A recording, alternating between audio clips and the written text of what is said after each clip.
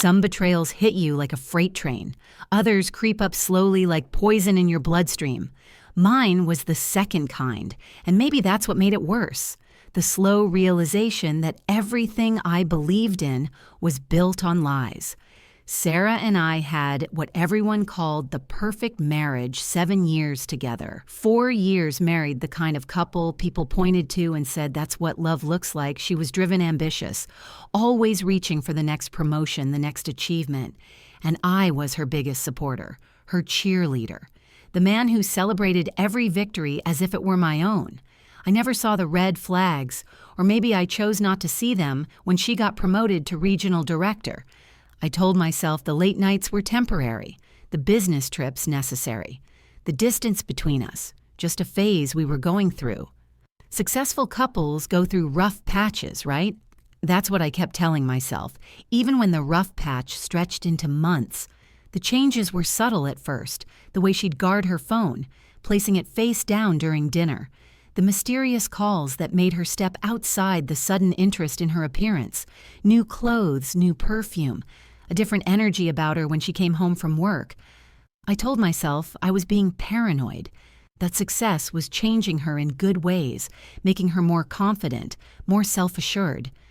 But doubt is like a seed once planted. It grows in the dark corners of your mind, feeding on every small inconsistency, every unexplained absence, every time she said she was working late, but came home smelling like wine and someone else's cologne. I started paying attention to things I had previously ignored, the way she'd smile at text messages, but never share what made her laugh, the way she'd disappear for hours on weekends, claiming she was at the office. The night everything unraveled started like any other. She came home around 10, claimed she'd been in back-to-back meetings with the regional team. I heated up her dinner while she showered, and as I set the plate on the counter, her phone buzzed with a notification. Normally, I wouldn't have looked, but something about the way she'd been acting made me glance at the screen.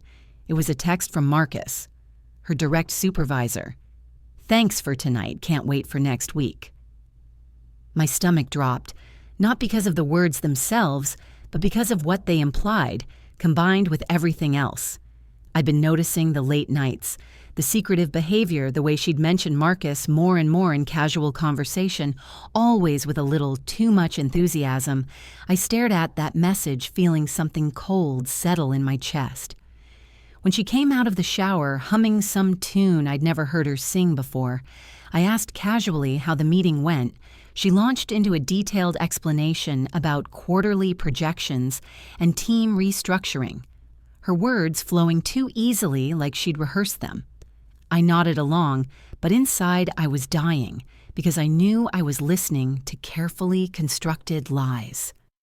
That night, I lay awake staring at the ceiling while she slept peacefully beside me, and I realized I was living with a stranger. The woman I'd married, the woman I'd trusted completely, had become someone I didn't recognize. Someone capable of looking me in the eye and lying without flinching. Over the next few weeks, I started noticing more things, the way she'd take calls in the other room, speaking in hushed tones, the way she'd mention needing to work Saturday mornings, then come home energized in a way that had nothing to do with spreadsheets and presentations, the way she'd sometimes call out another name in her sleep. Not mine. I could have confronted her. Demanded answers, made a scene. But something inside me had already started shutting down. The man who would have fought for his marriage was disappearing, replaced by someone who just wanted the truth, whatever the cost. The confirmation came on a Thursday evening. She'd said she was working late again, and I'd decided to surprise her with dinner at her office. I knew her schedule, knew she'd be there until at least 9, but when I arrived, the parking lot was nearly empty. The security guard told me everyone had left hours ago. I sat in my car, in that empty parking lot, feeling the last piece of my denial crumble. She wasn't working late. She was somewhere else, with someone else doing things that had nothing to do with her career and everything to do with betraying the man who loved her unconditionally. I drove home in a strange kind of calm, the kind that comes when you finally stop fighting reality, when you accept that the life you thought you were living was just an elaborate fiction. I packed a bag. Not everything, just enough to disappear. And when she came home at midnight with another story about late meetings and urgent deadlines, I was sitting at the kitchen table with my suitcase beside me. She stopped in the doorway, confusion replacing the practiced smile she'd been wearing. "What's going on?" she asked, and I could hear the panic creeping into her voice because she knew she'd been caught, not in the act but in the web of lies she'd been spinning for months. "I'm leaving," I said simply. No accusations, no demands for explanation, no dramatic revelations, just 2 words that changed everything. The color drained from her face, and suddenly she was the woman I'd married again, vulnerable, scared, desperate. "Where are you going?" she whispered. "Why are you doing this?" "Because you already left," I replied. "Standing up, grabbing my bag, you left months ago, you just forgot to tell me." She started crying, then reaching for me, trying to explain, but I was already walking toward the door. Some conversations aren't worth having. Some explanations only make the betrayal worse. I didn't need to hear about how it started, or why it happened, or how sorry she was. The only thing I needed was distance. I spent that first night in a hotel room staring at my phone, waiting for the calls and texts that never came. Maybe she was relieved. Maybe she was with him. Maybe she was planning how to spin this to our friends and family. It didn't matter anymore because I was done caring about her choices. The divorce was surprisingly simple. No kids, no complicated assets, just the death of a marriage and the division of a life we'd built together. I moved to a different city, started over, focused on work, on rebuilding myself, on remembering who I was, before I became half of a couple that was never really whole. For months, I waited for the grief to hit, for the loneliness to overwhelm me, but instead I felt something I hadn't experienced in years. Peace, real honest peace, no more. Wondering where she was or who she was with. No more analyzing every word, looking for hidden meanings. No more living in the shadow of doubt I heard through mutual friends that her relationship with Marcus had imploded spectacularly. Apparently I wasn't the only one he'd been lying to. Apparently office romances built on betrayal don't have strong foundations. Who could have predicted that a year passed, a year of healing, of growing, of remembering what it felt like to trust my own instincts again.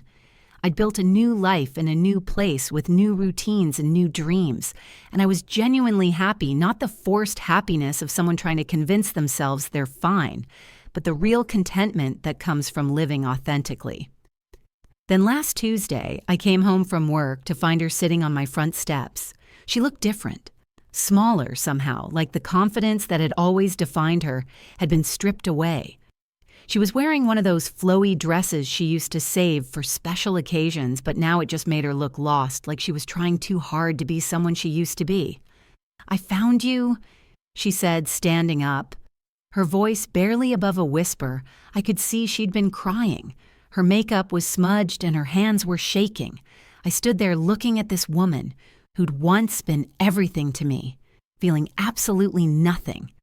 No anger, no sadness, no longing, just a mild curiosity about what had brought her to my doorstep. "I made a mistake." She continued, the words tumbling out in a rush. "I know I hurt you. I know I destroyed everything, but I need you to know that I never stopped loving you. The lies came so easily even now, even after everything. But I could see in her eyes that she almost believed them herself, that she'd convinced herself this was about love and not about the fact that her perfect new life had fallen apart.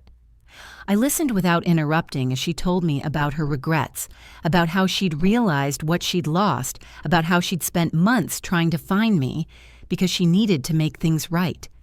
It was a performance, really a carefully crafted monologue designed to elicit sympathy, to open a door that had been permanently closed. When she finished talking, the silence stretched between us, heavy with unspoken truths. Finally, I spoke, my voice calm and steady. "Sarah, you didn't come here because you love me. You came here because you're alone and you remembered a time when you weren't." She started to protest, but I held up my hand, stopping her. "You made your choice a year ago when you decided I wasn't enough. You made it every time you lied to my face, Every time you chose him over me. Every time you came home pretending to be the woman I married." Her face crumpled, and for a moment I almost felt sorry for her, almost remembered the woman I'd fallen in love with all those years ago. But then I remembered the months of deception, the careful lies, the way she'd made me doubt my own sanity, and the sympathy faded. "I'm not angry anymore," I told her, and that was true. The anger had burned out long ago, replaced by something much more final than rage, indifference. She looked at me with desperate eyes, searching for some crack in my resolve, some sign that the man she'd married was still in there, somewhere willing to forgive, willing to try again. But that man had died the night I packed my bag and walked away. "I hope you find what you're looking for," I said, stepping past her toward my front door. "But you won't find it here." As I closed the door behind me, I heard her start to cry, and I felt nothing. Not satisfaction, not sadness, just the quiet peace that comes from closing a chapter that should have ended long ago. Some people deserve second chances. Some mistakes can be forgiven. Some trust can be rebuilt. But some betrayals cut so deep that forgiveness becomes impossible. Not because you're holding a grudge, but because there's nothing left to save. Through my window, I watched her walk away, shoulders slumped, head down, carrying the weight of choices that couldn't be undone. And I realized something that surprised me. I didn't hate her. I didn't love her either. She was just someone I used to know, someone who'd taught me an important lesson about the difference between loving someone and loving the idea of them. The next morning, I woke up feeling lighter than I had in years, not because she'd come and gone, but because I'd faced the test and passed. I'd looked my past in the eye and chosen my future, and that future didn't include making room for people who'd already shown me exactly who they were. Some stories don't have happy endings, they just have honest ones, and sometimes that's enough.